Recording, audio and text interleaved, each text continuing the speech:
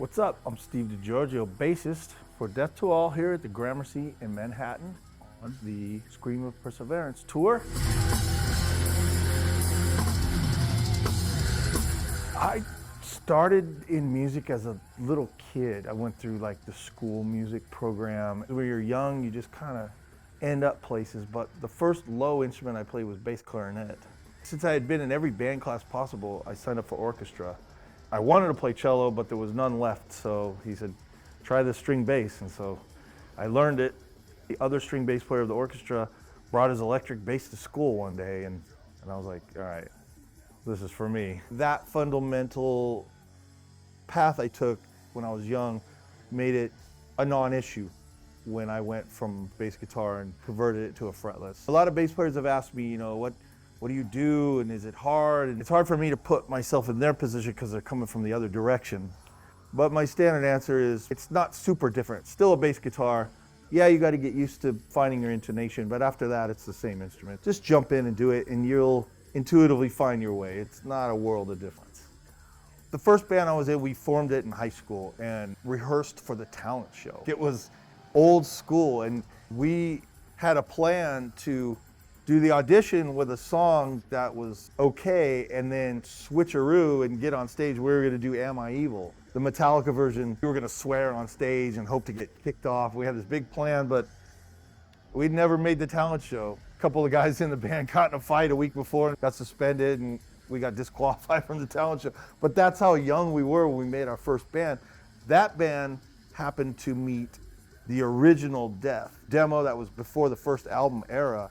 And we just kind of merged as two entities into one group of friends. That solidified my friendship with Chuck Schuldiner, who called me back a few years later to play, which elevated my exposure, and things just kind of escalated from there. I suppose Testament heard about me from playing in this level of stuff, and so everything kind of leads to another thing, and I was just fortunate to be friends and know people, and worked a little bit for it too, practiced off and on.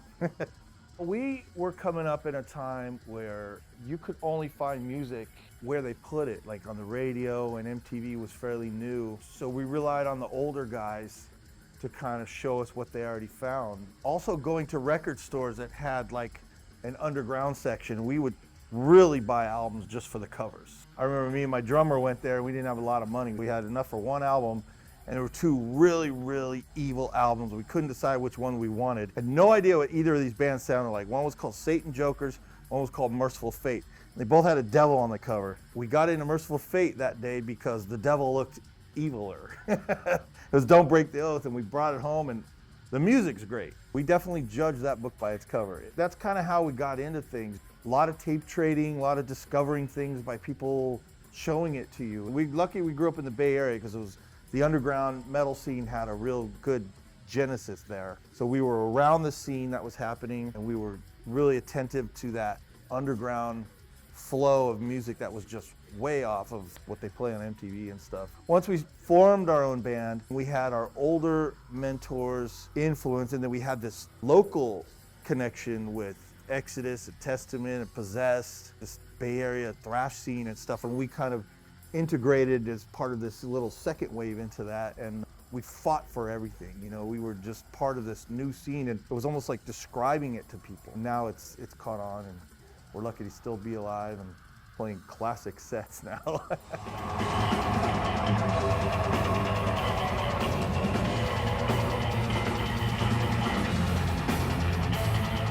When I was young, in my formative years, the Giants were a major part of the song. They were a major part of the sound. I mean, can you imagine Crazy Train with the bass dropped out? Would you recognize doo-doo, doo-doo, doo-doo? Come on.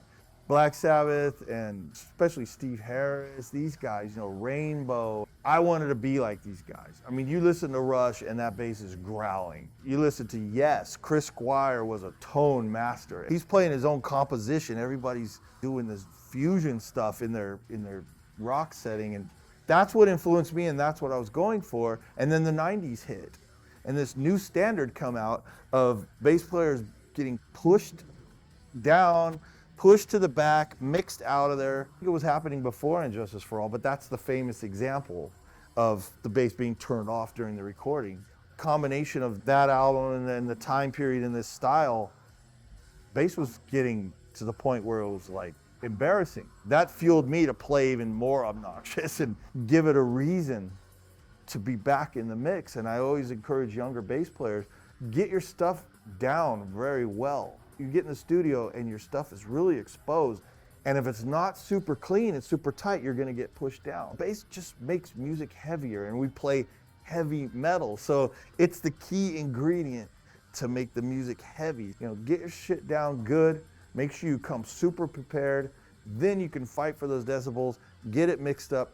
And I've noticed a renaissance in the past handful of years. There's a big wave of younger bass players. It started in the really technical, really super technical metal stuff, but it's spreading now to less math type music where there's a lot of bass players that are amazing. The list is too huge to go down, which is very inspiring to me because I look at these young guys and I see them going for it, and I see their bands accepting it as part of it now. I was unlucky to be caught in the middle of this. My idols were loving it in the old days, and now these kids are starting to, so I lived in the lean years fighting for it, but I guess my reward is to see the legacy carried on. I mean, there's a lot of fretless players, a lot of multi-string players.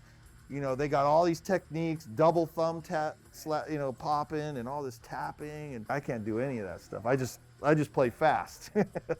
But these guys, they got all the tricks and they got good tones.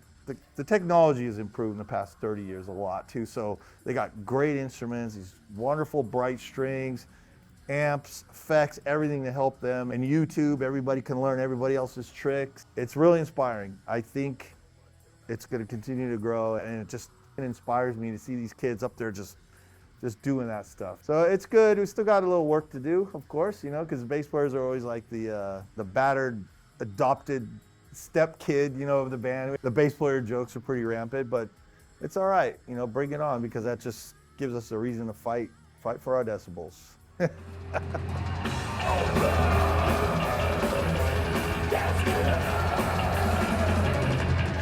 Anything that sounds like farm equipment or military vehicles, something that's subsonic, shakes the ground, but also has enough clang and gank to where you're covering everything. You know, you want to have that low end because you're the base of the band. For me, it varies between 800 and 12. Depends on the instrument, because even though it's mid-range, it's really pretty low on the spectrum for the whole thing. It's mid for the bass, but it's still over to the low end of the whole spectrum, and I think that's a perfect place for the bass to exist, because you can still have a good punch, but nice articulation in the middle.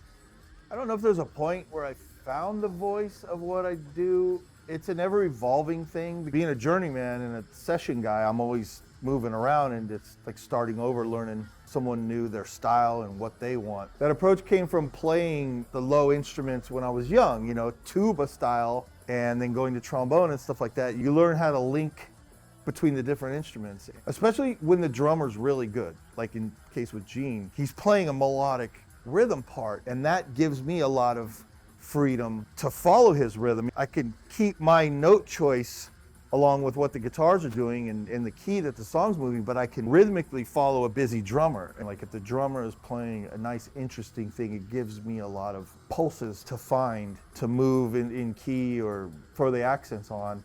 And my influences too, you know, I listen to bass players that play the style from the old days. These guys are playing bass lines within the music, you know, they're just not painting by numbers, following the dots of the guitar. And so that style already excited me, and so that was what I reached for, but I found my own voice. A lot of it came from the recording process. You know, the old days you lay down the drums and bass and you kind of go from the bottom up. Nowadays the guitar is such a structured wall. The riffs are the riffs and everything else goes around it. So I always imagine it like the riffs are the bricks, the drums are like the foundation holding this. So the bass is like the mortar that connects the solid drumming, and then as the bricks change and shapes, the bass is the thing that just connects the two.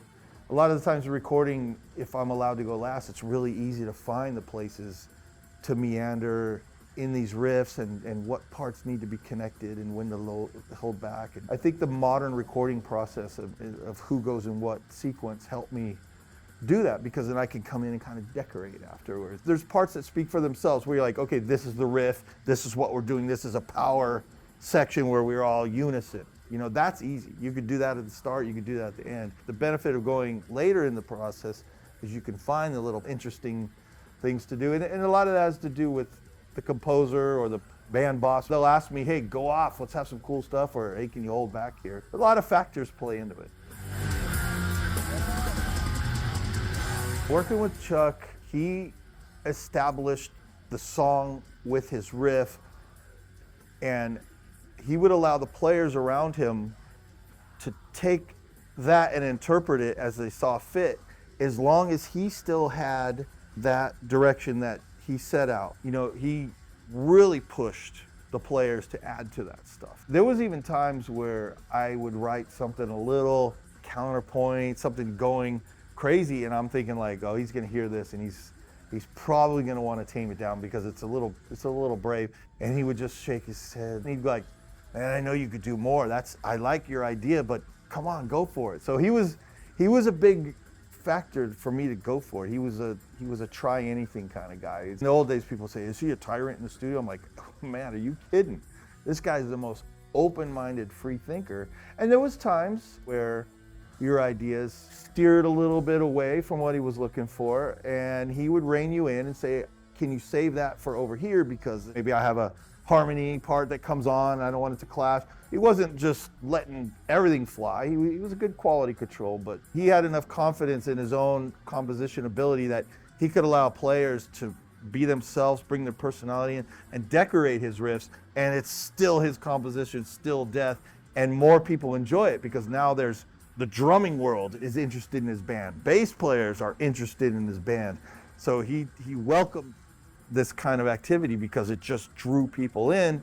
And then you see the catalog, it's this iconic band with brutal death metal with musicality in it, you know? He came from a very brutal background. So the early stuff has this guttural, demonic vibe, but his interests were in power metal, classic metal, melodic singing, Bruce Dickinson, Rob Halford, King Diamond.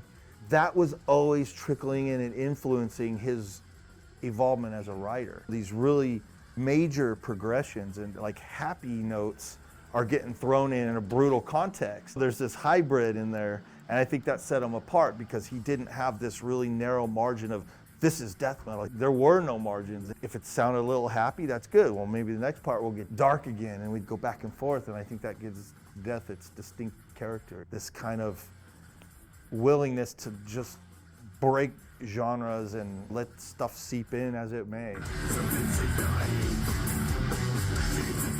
Fretless bass players outside of metal prefer flat wounds. I guess it's easier on the neck. I've always used round wounds. I use the same round wounds on my fretted as fretless, same strings. The round wound in metal is a brighter, clear-cut tone. It cuts through. It's that Iron Maiden and Bob Daisley, Geezer Butler, Geddy Lee type punch. So I've always been in round wounds. And then the first time I tried nickel was the Dario XT. The reason we tried those is we're playing in these places that is just like a sauna, basically. It's just hot, sweat's coming off of me, beers go flying through the air sometimes. It's a mess.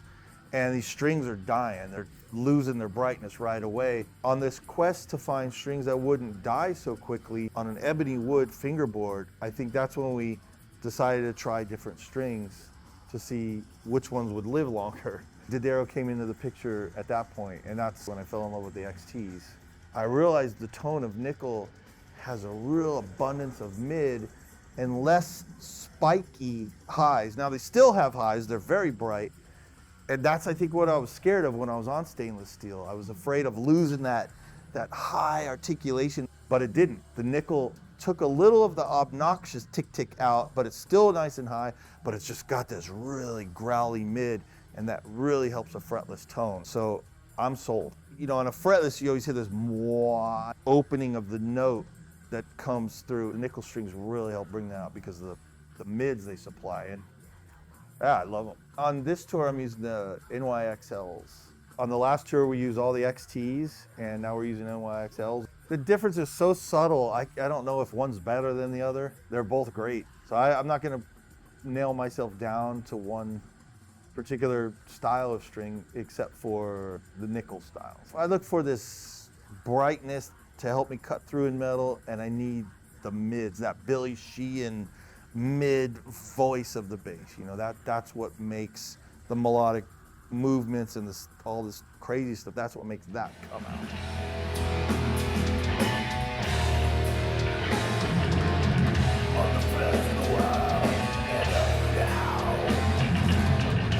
I hooked up with Ibanez 8 years ago already.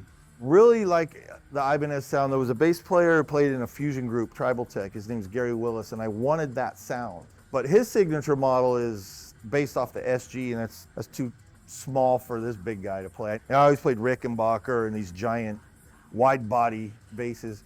I drifted around, played stuff here and there, and one time I walked by the booth at the NAMM Expo and I seen this big wide body, and it was a fairly new model called BTB, so boom, I was interested in it. We were on tour, and the support band, bass player of Obscura, Linus, let me use his Ibanez.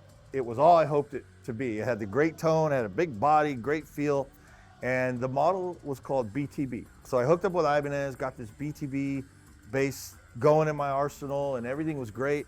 And they brought this proposition to me to make a signature model, because every time I'd request a new BTB, it went to the custom shop because they're ripping out the frets, they're epoxy in the neck, laminating it, they're, dropping in different pickups. Every single BTB I got was custom ordered, so they're like, let's make your bass. We started developing this signature model, which they asked me what did I want, and I said, well, you know what I want. I want a BTB with no frets and the Nordstrom pickups. And they said, all right, we'll do it then, and we'll base it on your specs.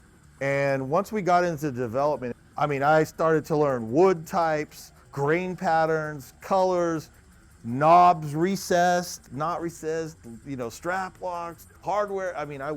We developed this thing down to each screw, because I made every single choice of what I wanted to be. It became exactly my bass, and it's beautiful. It's all I hope for. And one of the key elements on this is we have a nice mid-sweep knob. Usually it's just a switch. So I have a sweep knob, and for a fretless, that is very valuable to get that tone. So my signature model is available as a 5-string. A long time ago, a band called Obituary borrowed me for a short tour, and I had to learn 24 songs in just a few days.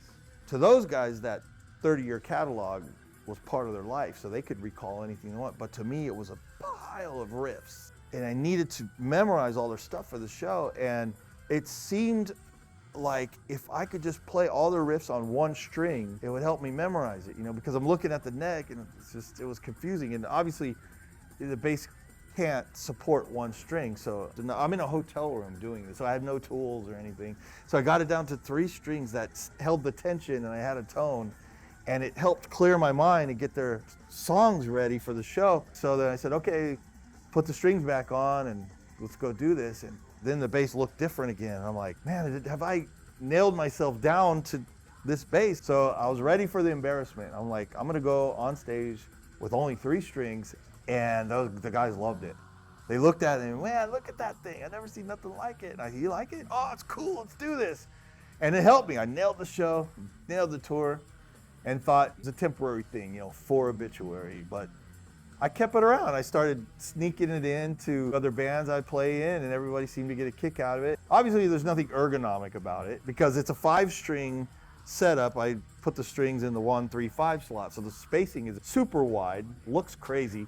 And it is a little hard to do quick runs when you're jumping between a big gap of open wood. But I realized, having less strings, that I learned the neck a lot better out of necessity, because those notes over here aren't available anymore, and I had to find them up higher on the neck. It helped me just learn a big chunk of the neck that bass players don't really use a lot, So it made me a little bit better as a player in that regard, but I guess the bottom line is just really fun to play.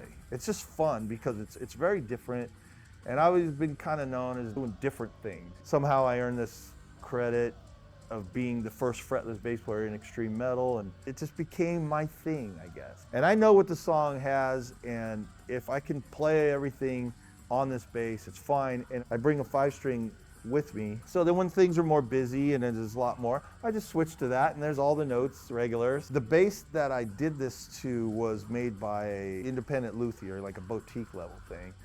And when Ibanez built this signature for me, get out there and play it. Let's see this thing. You know, we want the world to see you playing your bass, right?